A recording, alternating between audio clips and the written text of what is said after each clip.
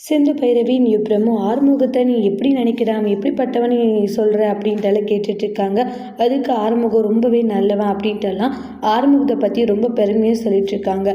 அதுக்கு சஞ்சய் இருந்துட்டு நீ நினைக்கிற மாதிரி அந்த ஆறுமுகம் அந்த அளவுக்கு நல்லவன் இல்லை பைரவி, சொல்கிறத கேளு, உனக்கு செட்டும் ஆக மாட்டான்றாங்க. சஞ்சய் உண்மையிலே ரொம்ப நல்லவன் ஆறுமுகம், அவன் குடும்பத்து மேலேயும் சரி என் மேலேயும் சரி அதிகமான அன்பு வச்சுருக்கான். நீ அவனை பற்றி இப்படி எல்லாம் பேசாத அப்படின்றாங்க. நான் இவ்வளோ தூரம் சொல்கிறேன், அதை நீ நம்ப மாட்டியா? நான் நம்புறேனோ இல்லையோ அது அப்புறப்பட்ட விஷயம். ஆறுமுகத்தை பற்றி நீ தப்பாக பேசாத, நீ அவனை புரிஞ்சு வச்சுருக்கிறது அவ்வளோதான்றாங்க. அவன் உண்மையிலேயே ரொம்ப ரொம்ப நல்லவன் அப்படின்ட்டு ரொம்ப பெருமையாக சொல்கிறாங்க. கேட்ட உடனே ஆறுமுகம் ரொம்ப சந்தோஷப்படுறாங்க. பரவாயில்லையே, நம்ம பால் இந்த அளவுக்கு நம்ம மேலே பாசம் வச்சுருக்கா, இதை நினச்சா ஒரு விதத்தில் சந்தோஷமாகவும் இருக்குது அப்படின்ட்டு ரொம்ப ஹாப்பி ஆகிட்டு இருக்காங்க. அப்புறம் இன்னொரு பக்கம் பார்த்தீங்கன்னா சஞ்சய் இருந்துட்டுச்சு, எப்படியாச்சும் இவங்க 2 பேரும் பிரிக்கலான்னு பார்த்தா அதுக்கான வாய்ப்பே கிடைக்காது போலியே.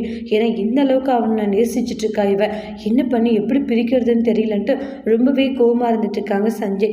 சரி நான் கிளம்புறேன் பைரவின்னு சொல்லிட்டு போகிறாங்க.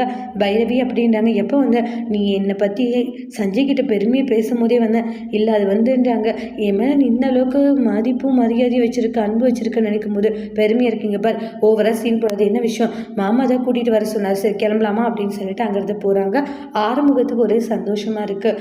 அதோட இந்த பிரமம் முடிச்சிருக்கு.